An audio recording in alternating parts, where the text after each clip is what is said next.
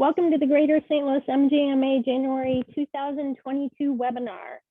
Before we get started, we have a couple quick housekeeping items. One, all the webinar attendees will be in a listen-only mode. We will be using the chat feature to take any questions, so feel free to submit your questions at any time during the presentation by clicking the chat button at the bottom of your screen. And the questions will be addressed at the end of the speaker's formal remarks. And today's webinar is being recorded, and a copy of the recording and any available slides will be posted on our website under the online education section of your member center. We would like to thank you for joining us. And today's webinar will be promoting your practice, Anyone Can Do It, being presented by Ann Barkley with Professional Office Services and Stacy Loomis of Midwest Nephrology Associates. So I am now going to turn the controls over to the ladies and let them begin. All right, thank you very much. It's great to be here with all of you, even in this format. I think we'll take what we can get at this point. Welcome to today's presentation, and we're hopefully going to give you some really good information. We're really excited to be here. So when you're trying to start something new in your practice, sometimes the hardest part is just in getting started. So an important thing to remember when it comes to promoting your practice is that it doesn't necessarily need to be done by an expert or a team of experts or even cost a lot of money in order to just make a difference. So when it comes to promoting your practice, probably the easiest place to start is just by taking control of the information and the tools that are already available to you. Google is your friend. So most of us use it regularly, and so do your patients. So if you have not done so already, it's very easy to claim your doctor's name and your practice name on Google and fill it up with information that you want people to see. So when friends and their family members look you up, you want the information that they find there to be accurate and inviting. So you can insert details on your Google page, like what your specialty is or your office hours and maps, as well as links to your website and pictures of your physicians and your building, and anything that you think will help patients find you, find out where you are.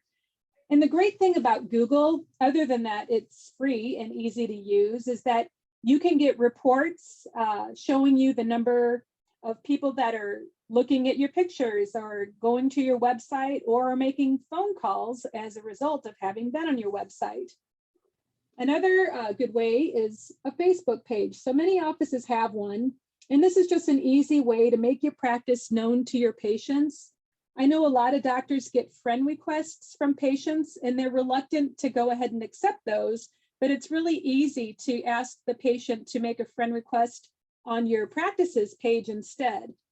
And you can put up pictures because people just really seem to like looking at those, and just make sure that you have accurate information there about your practice. And another thing, this is also true for your practice website. You do not need to hire a professional to create a website. The online tools available anymore, like Wix, make it really easy for a novice or even a beginner to handle. And I am proof positive of that. I was motivated by watching a Super Bowl commercial for Wix. The very next day, I went out to the Wix.com page and figured out how to build our own website. We've had it for 5 years.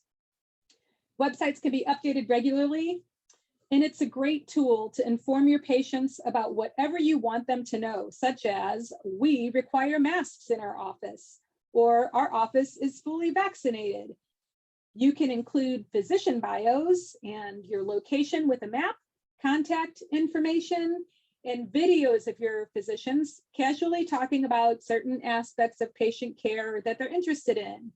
And I've learned that the less professional looking these videos are, the better. It just can be a little candid 15-second thing with your doctor talking about the importance of taking your medications as prescribed and things of that nature. So people can look at these videos and they'll get an idea of what your physicians look like, what they sound like, what their mannerisms are, and then they can decide if that physician's going to be a good fit with them. Once you get your patients in the door, it is really important that you make a good first impression. So some things to ask yourself are you making a good first impression? Are you taking this opportunity to promote your practice? Do you talk about financial obligation during the registration process?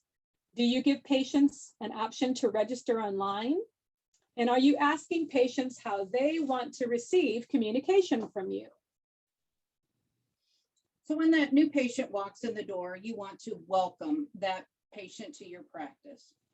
Remind your front desk staff that they are often that very first impression that your patients will have of your practice. So no matter what kind of a day they are having, you want to be sure that that staff member is on with all patients, and that helps set the tone for the appointment and how the rest of that appointment will go with your practice. Your staff is obviously part of your brand and the image that you want patients to see of your practice. So make sure that it is the right one. If a patient has an email, you can send a welcome email before they have their appointment. The thing that I like best about emails is the ability to have links. So you can send them their appointment date and time, and then send a link to their calendar. You can send a link of a map for your location. A link to your website is another strong one. And then also a link to patient forms that can be completed before the patient's first appointment. Keep in mind that many patients will not have a printer or ink at home, so they may not have a way to print those out. So if you don't have a way for them to return those new patient forms to you electronically, you'll want to ask that patient how they want to be communicated to and receiving those new patient forms. If there's time ahead of time before a new patient appointment, you can send them or mail them a new patient packet. This can include welcome booklets or a letter that lets the patient know what to expect. Tells them a little bit about your practice and your providers, your office hours and policies, and also what makes you unique. This is a great time to include those new patient forms and to be completed at home, so they have the comfort of their home to complete everything that they need and don't have that time restraint before an office appointment. If they don't have time, just remind them to show up 5 minutes, obviously 5 to 10 minutes before their appointment to complete it. If you've not done so already, this is a perfect opportunity at the beginning of the year to take a look at your new patient registrations form. Do they look professional? Do they reflect the image that you want your office to have? Are they clean copies and easy to read?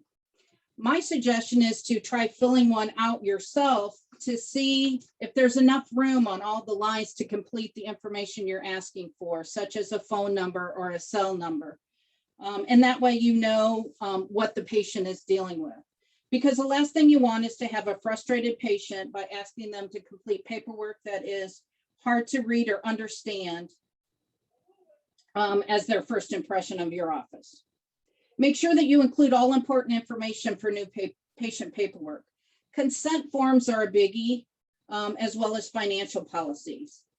This is also a great time to communicate to them, to ask them how they want to be communicated to, if it's by phone, text, mail, or email. And I suggest getting all of that contact information from them in various ways. So you'll want to get all of their information ahead of time, and then also get that consent for sending out reminders, statements, etc. With all of that. So getting that ahead of time, getting the consent form is really important at this stage of the new patient cycle. And a lot of times, keep in mind, you can't just pick one platform. So in other words, when we're talking about that, you can't just mail it to everybody and expect, that a young patient is going to look at their mailbox, let alone complete it and send it out, or that an older patient is going to look at an email, be able to fill it out online and complete it.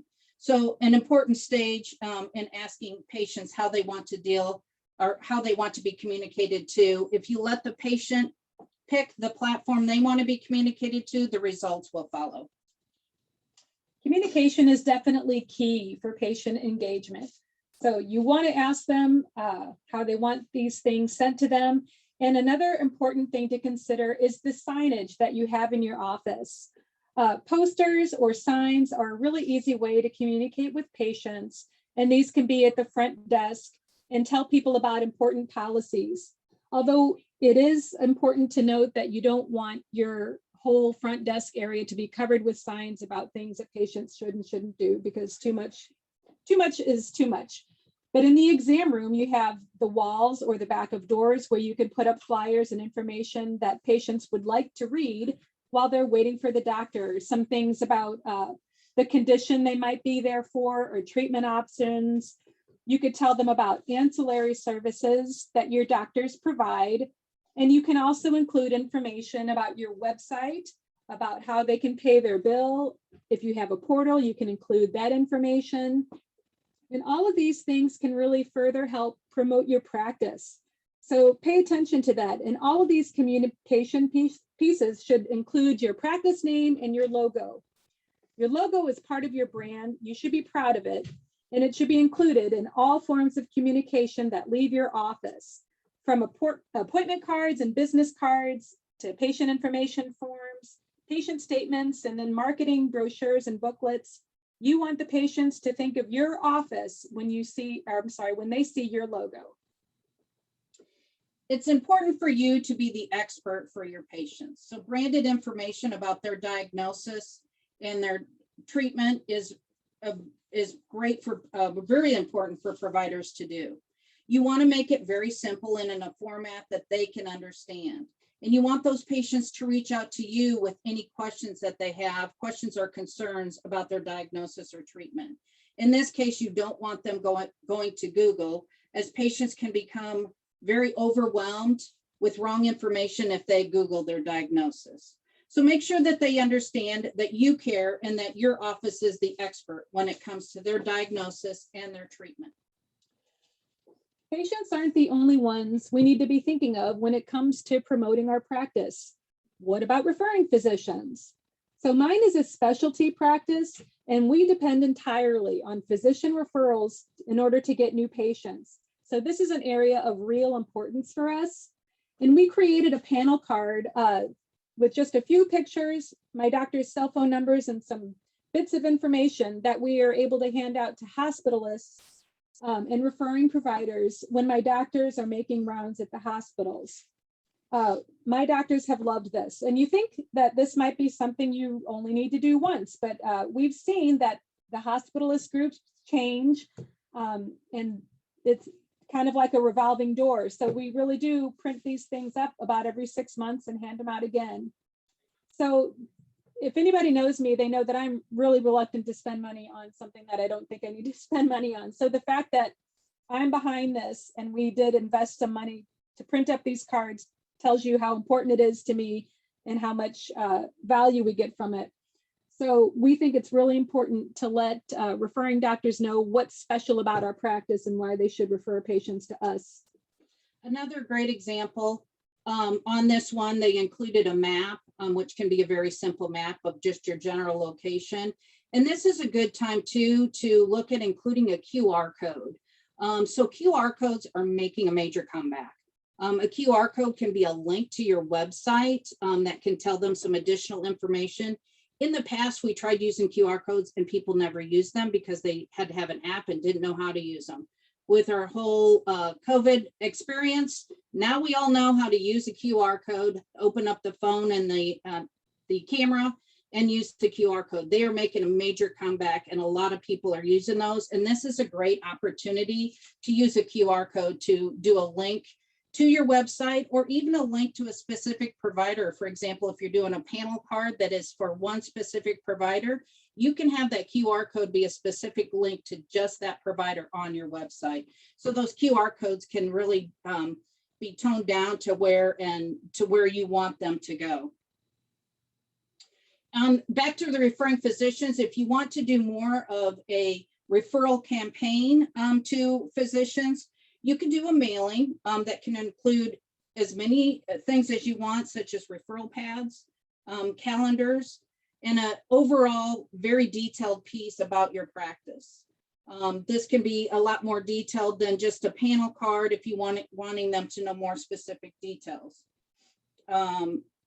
This has a very professional look to it. obviously branded, all with your logo and that type of thing on it. But it's something that I think providers will use and hang on to, and keep when it's done in a professional manner like this. It'll be something they'll want to hang on to.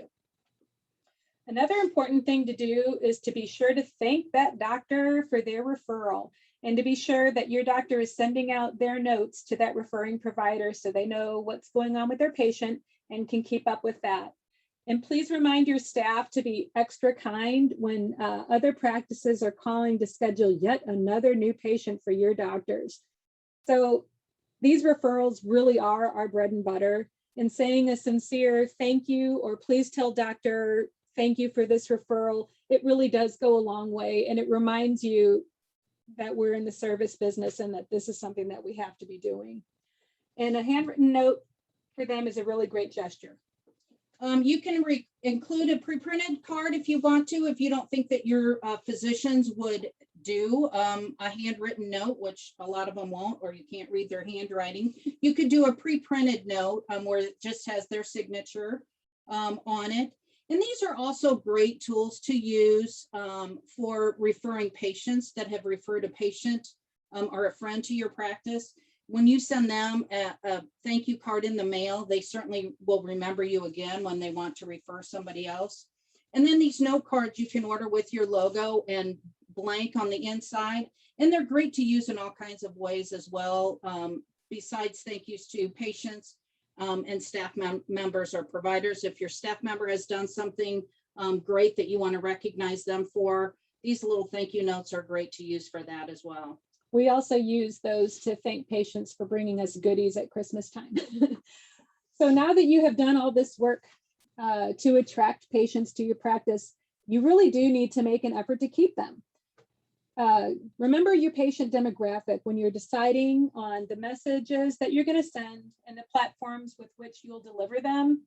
There really are patients who prefer to have an appointment card in their hand when they leave your office, and some who will just want the information sent to their phone.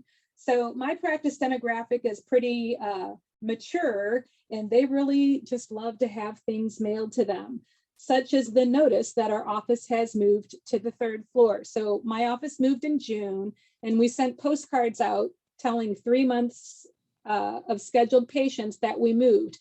And then beyond that, we kind of depended on our reminder calls and signage in the building to let people know where we were. And we learned that that wasn't enough. So if I ever move again, I'm going to send a postcard to every single one of my patients, because my patients like to have things mailed to them, something they can hold in their hand and bring with them. So here are some things to keep in mind and ask yourself about keeping patients engaged when they leave your office. How are you engaging with your patients throughout the year? Do you send recall reminders? Promote health and wellness tips throughout the year and preventative screenings. Appointment and reminder calls are a great way for you to stay in touch with your patients. And this can be tailored to their preference, as we've talked about before. So my patients get a phone call birthday greeting every year. And it's just a simple automated message that was probably recorded by a very robot sounding person. And it doesn't sound like much. But I am here to tell you, we get more positive feedback from that birthday call than we ever would have expected. So this is something that is important to my doctors to continue, and something that we'll keep doing for a while. Recall reminders are important for busy patients. We all know we have a lot going on. So those reminders to come see your doctor for their annual visit or a follow-up can be crucial to maintaining those existing patients. Recall cards obviously can be sent by text, email, or mailed, and a combination of these deliveries can be very effective. So I certainly wouldn't recommend doing all of them all at once, but you might start out by sending a text reminder and then doing a cleanse, and those patients that haven't responded, sending out a postcard in the mail, doing another cleanse to see who hasn't responded yet, and doing a phone call. So again, a variety of ways that you can send recall cards that hits that patient preference.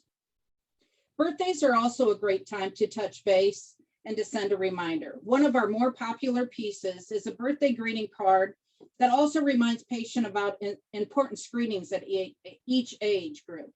So we've created the various age groups and the screenings that need to be done. For example, when you turn 50, you know, and they tell you to go get a colonoscopy, that type of thing. And then also reminders of annual screenings. And we really try with a lot of these to kind of pull at their heartstrings, if you will, and remind them about why these screenings are important and that they can save lives. Your patient portal is a great space for communicating with your patients after they have left your office. And getting patients to use the portal initially can be a challenge, but it's really worth it. And a lot of patients will surprise you with how easily and quickly they adapt to using the portal. So be sure to communicate with them with signs, brochures, and information cards about how useful the portal can be and how it can be a really good tool for them to communicate with your office, to get information. They can look up information about their history, their records. They can send messages, and even better, they can send payments to your office this way. So keeping your practice top of mind when the patient leaves the office can be done obviously in many different ways. And it is important to continue to communicate to these patients all year long. Be sure to let them know about changes and updates to your practice. A very easy and cost-effective way, besides using the portal and your website, is by using inserts that can go into the patient statement. These inserts can be reminders about such things as flu shots or paying your bill online, ancillary services, that type of thing. And again, another great place to put in a QR code for Google reviews, that type of thing that you might want to use. We're using a lot more QR codes on these inserts as well. Holiday greeting cards and calendars from your practice is another popular way that practices use to keep patients, keep their office top of mind with patients, but be creative. Use important tips or recommendations for a healthy lifestyle. Newsletters are another great way. Those can be sent obviously by email or printed and mailed. And copies of these are great to keep in the waiting room so that patients can read those ahead of time when they're waiting for the doctor. Having a good online review system is a great way to help promote your practice. An easy way to do this is to send a text or an email to patients after they have left your office, asking them how they would rate their visit. Be sure to give them an inside platform. So if they rate you a 1, 2, or 3, you want to send them back a survey that says, tell us how we can improve. And then redirecting that so that it goes to your inside office and not out to a Google or Facebook platform. But if they've rated you a 4 or 5, obviously you want those reviews to be shared, and give them a direct link to Google Health Grades Facebook so that they can write a review for you. One important thing that I want to remind everybody of here is to be sure to respond to all those reviews, and even the negative ones, because it's important for patients to know that you're looking at these reviews and that you do care. I do have a list of suggestions for how to respond to certain things, because there's a lot of HIPAA guidelines that come into play here, such as if you have someone, and this happens, that puts a negative review out there and you are pretty darn sure that they're not a patient, you can't say that to be HIPAA compliant, or that they are a patient. So there's a lot of ways in being HIPAA compliant on how to safely reply. And I do have a list of those suggestions. So if you are interested in that, feel free to reach out to me after the webinar, and I'm happy to share that with you. I'm definitely going to ask for that, Anne, because I would like to have some canned responses in the works, and that will help me avoid this situation less. So we do want to make it easy for our patients to give us feedback. And if a patient compliments your office during their visit, or your doctors or your staff, invite them to leave you a review, but make it easy for them to do so. So you can hand them that printed QR code or a link that they can go out to Google or wherever they choose and leave your glowing 5-star review. We have a link from our website that lets patients do the same thing. It says leave a review, but it directs them right to Google for that. And be sure to share those good results. When you're marketing your practice and you want to include things that are going to be personal to people, This is a great time to include testimonials that you get from surveys or that patients have left on their online review. You can use these in your marketing pieces that you hand to patients or on your website or your Facebook page to help promote your practice. Nothing speaks louder than satisfied patients with glowing testimony or a glowing review about your office or your doctors. And this is a great way for you to be a part of your patient's story while telling your story. And this is a great opportunity for you to share information with your staff, because the person at the front desk might not have any idea the nice things that were said about her during her appointment with the doctor. But if someone writes a review, you can share that information and people can realize how their interactions with patients really do make a positive difference and a positive impression on them. And that helps you so much in the long run. I have an office that I thought was a brilliant idea. They took some of their reviews, especially that were about staff members or their doctors, and they printed them out on 8.5 by 11 sheets and hung them in their break rooms so that they could actually see on the walls of the break rooms or a board on the break rooms, see these reviews out there. It's just a great positive feedback for them, as well as giving them, kudos for a job well done. Yeah, that's with great. all of that. Because even if the referral isn't about you necessarily, it's nice to remember that you work in a really great place that helps a lot of people.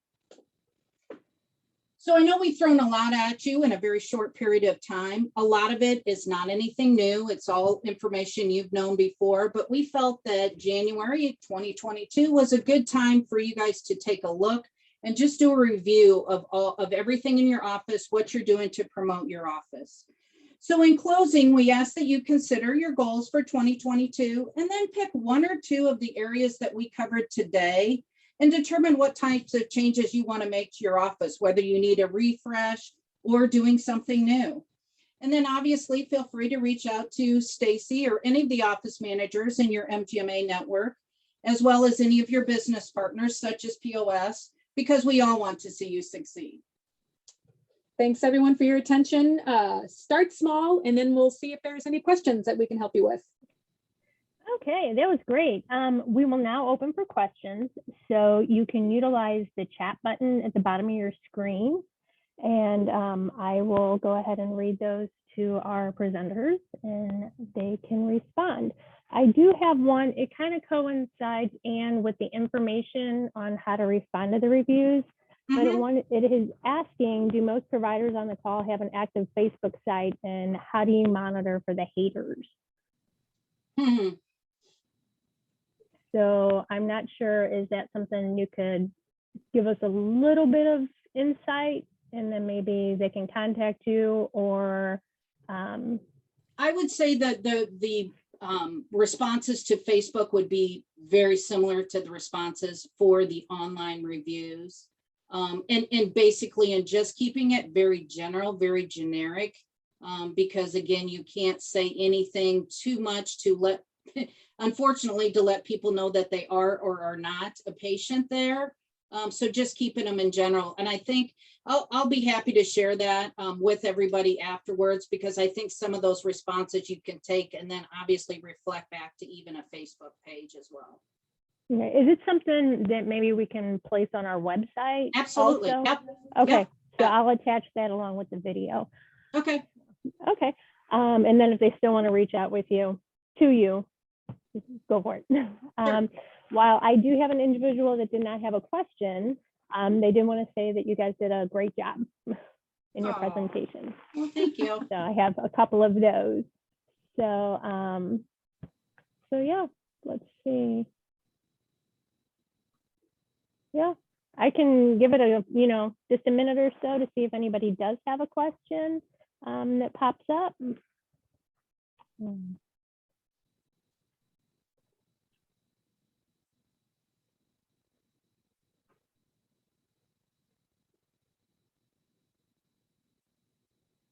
Barbara had a good answer for the Facebook question. And that's, we have a Facebook page, but my doctor kind of manages it and I'm not even sure how active it is. But I would suspect that a contact from the office to the person who left a negative review or something would probably go a long way toward resolving that issue and just being able to say, I'm sorry you were dissatisfied with your experience. Is there any way I can help you feel better about coming back to us?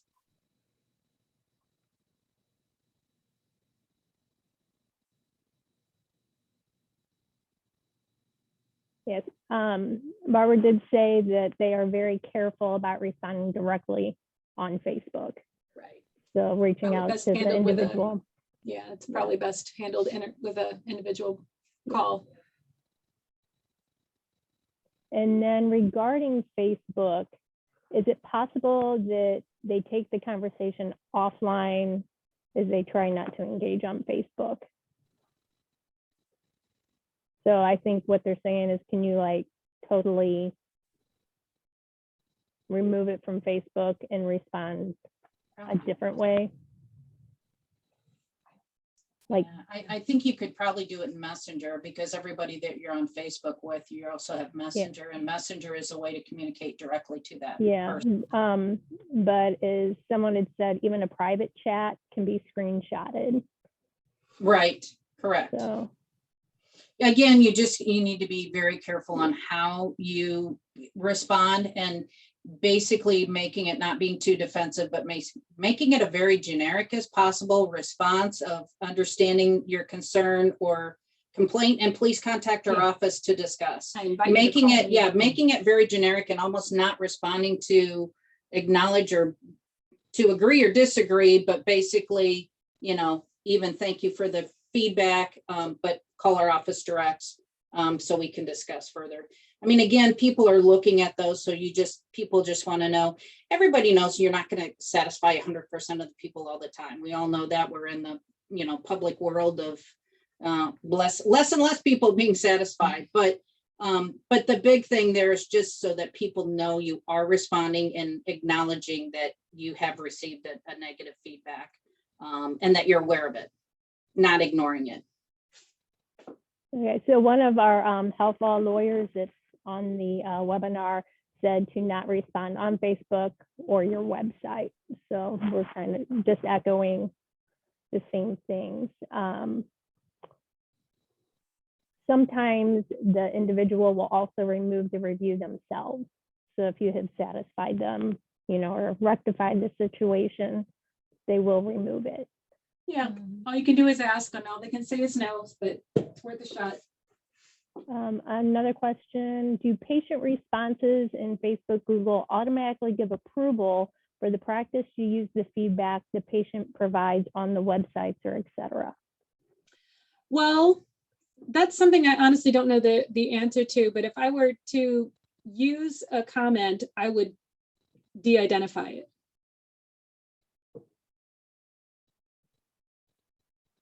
Within my office staff, I would share who the patient was who left it. But if I was just going to use like the text of what a patient sent, I would just, take their name off of it. Does that make sense? Yes.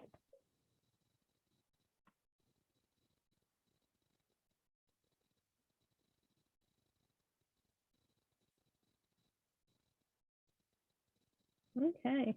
Well, I don't see any further questions coming in. So I will have this conclude today's webinar.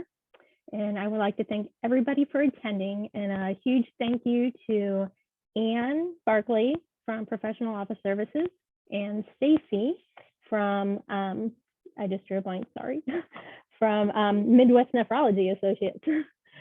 So again, this presentation will be available on our website, and I hope everybody has a great day. Thank you. Thanks, everybody.